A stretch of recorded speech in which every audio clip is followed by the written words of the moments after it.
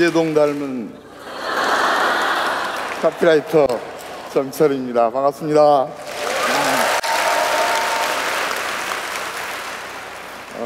오늘 주제는 행복입니다. 그리고 저는 글쟁이입니다. 글쟁이가 행복한 순간은 언제일까요? 좋아요 많이 받을 때, 인쇄 짭짤할 때, 이럴 때 순간순간이 굉장히 행복하겠죠. 근데 이게 진짜 행복일까요? 남이 만들어준 영광과 내가 만든 행복은 다를 수가 있는데 그 둘을 우리는 혼동하면서 사는 게 아닌가, 이런 생각을 해봅니다. 저라는 글쟁이가 행복한 순간은 언제일까요? 바로 이런 순간입니다. 어떤 제가 문장을 하나 찾아내야 하는데 이게 간질간질하면서 잘 안 나올 때가 있거든요. 그러다 이거다 하는 걸 찾아내는 순간이 있어요. 그때 저는 미친놈처럼 혼자서 이렇게 그 순간의 희열과 그 순간의 행복이 30년 동안 저를 연필을 쥐게 만든 힘이었을 거라고 생각합니다. 근데 그때는 남은 없어요. 100% 나 혼자 느끼는 행복이죠. 가능하면 이런 행복한 표정을 자주 짓기 위해서 어떤 놈들이 열심히 일을 해줘야 할까? 뇌, 입, 귀, 손, 발, 눈. 물론 얘네들이 다 열심히 협업을 해주면 굉장히 행복한 순간이 굉장히 늘어나겠죠. 근데 딱 하나만 꼽으라면 저는 이 중에 눈이 열심히 일을 해줘야 한다고 생각합니다. 자, 저는 글을 쓴다는 행위를 이렇게 표현합니다. 내 머릿속에 들어있는 생각을 30cm 그대로 이동시켜서 종이 위에 내려놓는 것, 이걸 우리가 글을 쓴다라고 얘기를 합니다. 근데 얘가 맨날 똑같은 생각만 한다면 아무리 잘 내려놔도 늘 지루한 글, 똑같은 글만 생산을 할 거라는 얘기죠. 그래서 얘한테 너무 기대하지 말고 얘한테 좀 일을 시키라는 얘기죠. 머리에 들어있는 생각을 글로 표현하는 게 아니라 눈을 움직여서 눈이 치열하게 뭔가를 관찰해서 남들이 발견하지 못한 뭔가를 내가 발견하는 거예요. 그 발견한 것을 종이 위에 내려놨을 때 그게 진짜 글, 진짜 뾰족한 글, 나만의 글이 된다는 거예요. 그래서 글은 손으로 쓰는 게 아니라 눈으로 쓰는 거다라는 표현을 제가 즐겼습니다. 눈으로 글을 쓰는 거. 어떤 의미인가? 자, 이 걸레가 있어요. 우리가 걸레를 손바닥 위에 올려놓고 뚫어지게 이렇게 관찰하다 보면 걸레에서 성직자의 모습을 발견합니다. 걸레라는 게 자기 자신을 더럽혀서 세상을 깨끗하게 해주는 거, 이게 걸레죠. 그런 희생정신이 성직자의 그것과 닮았다라는 발견을 할 수가 있습니다. 그래서 걸레 같은 목사님, 극찬이 되는 거죠, 이거는. 근데 또 어떤 사람은 걸레를 손바닥에 올려놓고 또 치열하게 관찰하다가 성직자의 정반대편에 있는 조폭의 모습을 걸레에서 발견할 수도 있습니다. 이건 뭔 얘기냐? 걸레들은 대부분 수건 출신이죠. 그죠? 왕년에 수건이었는데 이제 늙고 병들어서 걸레가 됩니다. 근데 왕년에 잘 나갔을 때 몸에 문신을 해요. 속리산 관광기념, 여수고등학교 동문체육대, 이런 문신들을 합니다. 근데 우리가 걸레 이렇게 들여다보고 있으면 군데군데 글자 자국들이 보이죠. 아, 은퇴한 조폭, 이제는 힘이 없어서 흐물흐물해진 조폭, 이런 발견을 합니다. 그 눈이 발견한 것들이 굉장히 소중한 글감이 되는 거죠. 근데 왜 우리가 걸레에서 성직자를 발견하지 못하고 조폭을 발견하지 못하는가? 우리는 손바닥 위에 걸레를 올려놓고 관찰을 합니다. 근데 언제까지 관찰을 해야 하느냐? 뚫어질 때까지. 뚫어지게 보면 뚫립니다, 구멍이. 이렇게 뻥 하는 구멍이 뚫립니다. 그때가 내가 걸레에서 뭔가 하나를 발견하는 순간이에요. 근데 관찰을 대충 해보다가 잘 안 보이니까 쓱 포기를 해버려요. 근데 포기를 해야겠다는 순간이 왔다는 거는 이제 거진 다 온 겁니다. 왜냐하면 관찰을 굉장히 치열하게 했기 때문에 포기하고 싶은 순간이 오는 거거든요. 아, 포기하고 싶다라는 생각이 오면 이제 거의 다 왔네? 조금만 더 가보자. 조금만 더 치열하게 걸레를 관찰해보자. 그러면 틀림없이 구멍은 뚫린다는 거죠. 뭔가를 발견한다는 거죠. 그럼 그거를 글로 정리를 하는 거죠. 그래서 글을 쓰는 3단계를 저는 관찰, 발견, 확장 이렇게 정리를 합니다. 뭔가를 치열하게 관찰해서 남들이 보지 못한 것을 발견해요. 그 발견한 것의 의미를 약간 확장시키면 그게 글이 된다는 거죠. 예를 하나 들어볼까요? 종이컵이 있어요. 종이컵으로 내가 글을 하나 쓰고 싶어. 그러면 손바닥 위에 종이컵을 올려놓고 뚫어지게 보는 거죠. 그러다가 종이컵을 뒤집어 놓고 한번 보기도 하고, 머리 위에 이렇게 올려놓기도 하고, 또 구부려 보기도 하고, 물을 따라서 마셔보기도 하고, 입술에 닿는 촉감이 어떤지 느껴보기도 하고, 또 포털에 들어가서 종이컵이라고 치면은 어떤 정보들이 나오는지 또 한번 쭉 훑어보고, 종이컵이라는 단어가 들어간 노래가 있는지 생각을 해보고, 혹시 있다면 하루 종일 그 노래를 흥얼거려보고, 이렇게 하는 겁니다. 종이컵하고 뭔가 스킨십을 하면서 계속 관찰을 하는 거예요.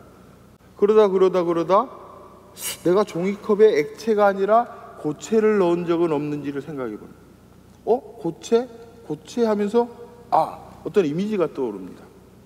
이런 이미지.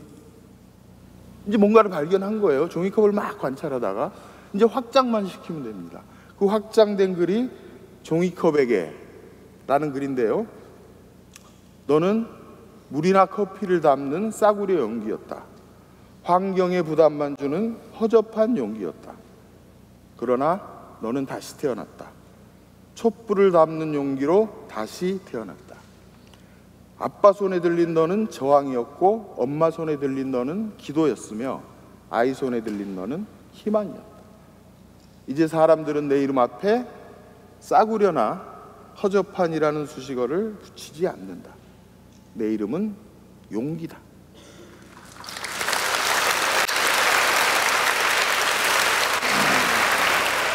용기라는 단어가 가진 두 가지 뜻이 있죠. 그 중의법이라고 보통 얘기하는 그 두 가지 뜻을 가지고 의미를 확장시켜서 글이 만들어지는 거죠. 물론 그전에는 관찰과 발견이라는 두 가지 단계가 있었다는 거예요. 한 몇 년 전에 한 글자라는 책을 썼는데요. 한 글자로 된 단어만 가지고 책 한 권을 쓴 거예요. 한 글자로 된 단어가 우리 주위에 굉장히 많아요. 그죠? 꽃, 별, 또 굉장히 중요한 술, 이런 것들이 있어요. 이 한 글자란 책에는 262개의 글이 실렸는데, 제가 262개의 글을 썼다라기보다는 262번의 관찰을 했고, 262개의 발견을 했고, 그것을 262차례 확장을 했다라고 표현하는 게 맞을 거란 얘기예요. 예를 하나 들어볼까요? 발도 한 글자죠. 발을 관찰했겠죠. 손은 굉장히 멋있는 일을 많이 하는데 발은 얘는 별로 일을 안 하는 것 같더라고요. 손은 뭔가를 잡을 수 있는데 발은 뭔가를 잡을 수가 없어요. 그래서 손이 굉장히 우등생이고 얘는 열등이라고 처음엔 생각했는데, 계속 발을 들여다보니까 손이 잡을 수 있는 것은 굉장히 한계가 너무 뚜렷한 거예요. 반지름이 1m 정도 되는 이 원 내에 있는 것만 손이 잡을 수 있는 거죠.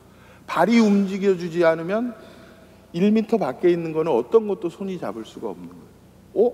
발이 생각보다 굉장히 중요한 일을 하네 라는 발견을 한 거죠. 그거를 그냥 이제 글로 확장을 시키는 거예요. 악수는 발로 하는 것이다. 그가 있는 쪽으로 내가 가야 한다. 포옹도, 키스도, 사랑도 발로 하는 것이다.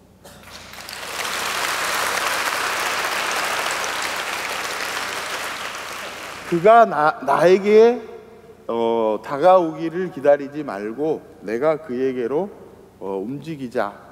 관계란 늘 그렇게 시작되는 거다라는 얘기를 하는 거죠. 때로는 단어 하나가 아니라 두 개의 단어를 같이 관찰을 해보는 거예요. 밤하늘을 올려다보면서 달이 있고 별이 있다. 둘을 함께 같이 한번 관찰을 해볼까? 막 관찰하다가 엄청난 거를 제가 발견한 거예요. 달은 한 개인데 별은 많아요. 이 엄청난 발견을 제가 했어요. 엄청난 발견이에요, 이거. 그거를 이제 의미를 확장시켜야겠죠. 관찰했고 발견했으니까. 별과 달 중에 누가 더 외로울까? 힌트는 별은 무수히 많은데 달은 혼자라는 거. 그래, 별이 더 외롭지. 무수히 많은 속에서 혼자인 게 훨씬 더 외롭지. 당신처럼, 나처럼. 뭐 이런 걸로 이제 확장을 해요. 땀과 침도 같이 한번 관찰을 해봤어요. 땀에는 소금기가 있다. 그래서 땀은 썩지 않는다. 그래서 땀을 흘리는 사람은 썩지 않는다. 그러나 남이 흘린 땀을 가로채려고 침만 흘리는 사람은 결국 썩고 만다. 침에는 소금기가 없다. 뭐 이렇게 정리를 합니다.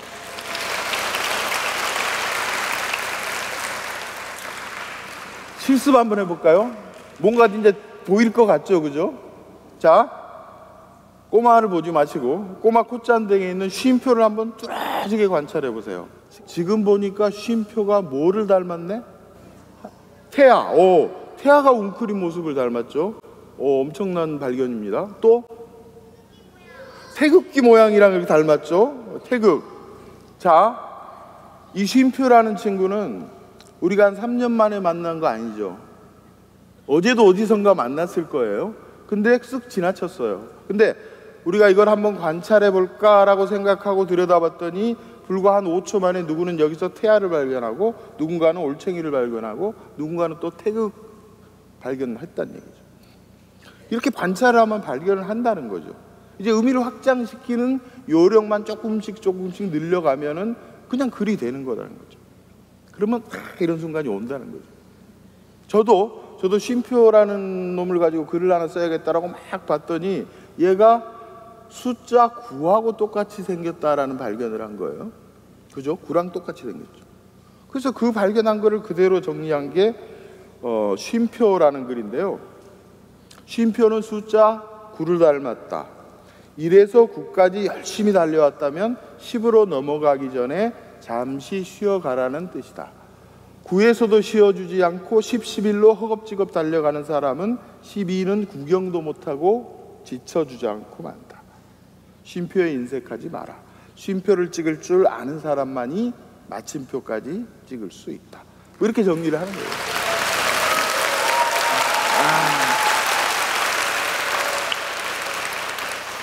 쉬지 않고 막 달린다 해서 남보다 더 멀리 더 높이 올라가는 게 아니라는 거죠.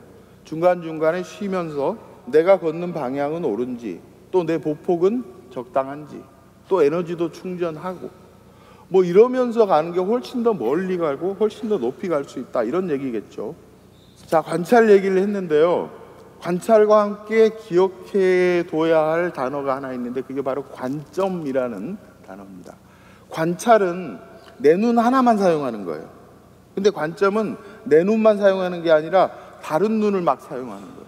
내 친구의 눈으로 보면 이게 뭘로 보일까? 고양이가 봤을 때는 뭘로 보일까? 벼룩이 봤을 때는 얘가 뭘로 보일까? 구름이 봤을 때, 소나무가 봤을 때는 뭘로 보일까? 이렇게 남의 눈으로 막 관찰을 해버리는 거예요. 그러면 눈이 엄청나게 많이 동원이 되니까 발견을 훨씬 더 다채롭게 할 수 있겠죠. 결론은 뭐냐? 생각은 떠오르는 게 아닌 것 같다는 거죠. 생각은 떠오르는 게 아니라 찾는 거다. 저는 한동안 생각이 떠오르는 줄 알았고 제 머릿속에서 뭔가가 계속 솟아오르는 줄 알았어요. 저는 천재인 줄 알았어요, 제가. 근데 잘 생각해 봤더니 생각이 뭔가가 떠오르는 일은 정말로 흔하지 않아요. 거의 기적적인 일이에요. 생각은 떠오르는 게 아니라 찾는 거다. 돋보기 들고 현미경 들고 손전등 들고 막 찾아야 정말로 한두 개 발견할 수 있는 게 생각이라는 거예요. 마지막으로 제 책에 있는 문장 하나를 가져와 봤는데요. 행복의 반대말은 불행이 아니라 불만이다 라고 쓰여 있습니다. 오늘 강연의 제목이기도 한데요. 불만을 자꾸 내뱉다 보면 자기도 모르게 어느새 불행해져 있는 그런 나를 발견하는 경우가 훨씬 더 많을 것이다. 그래서 행복의 반대말이 불행일 수도 있지만 불만일 수도 있겠다라는 생각을 해본 겁니다. 자, 저는 행복을 어디서 찾느냐? 뭔가 간질간질했던 거를 팍 찾아냈을 때 찾고 그때 뭐 이런 표정을 짓는다 그랬잖아요. 물론 저는 그렇지만 여기 계신 분들이 다 그렇지는 않겠죠. 만약에 당신이 간호사라면, 선생님이라면, 정치인이라면 저랑은 다른 어떤 데서 행복을 얻겠죠. 근데 잘 찾아보면 그 내 하루 중에 어느 순간에 이렇게 막 하는 표정을 지을 만한 그런 나만의 행복을 찾을 수 있는 그런 순간이 누구나 있을 겁니다. 사람마다 다 다르겠죠. 그 순간을 찾아서, 그 순간을 찾아내서 인생의 에너지로 사용하면 굉장히 도움이 많이 될 거라고 생각합니다. 나는 이렇게 막 심각하게 아주 치열하게 들여다보지도 않고 이렇게 봤는데 아무것도 안 보여라고 툴툴거리지 말라는 거죠. 제대로 한번 들여다보면은 거기서 틀림없이 뭔가를 찾을 수 있을 거라는 생각입니다. 툴툴거리지 마십시오. 행복의 반대말은 불행이 아니라 불만입니다. 고맙습니다.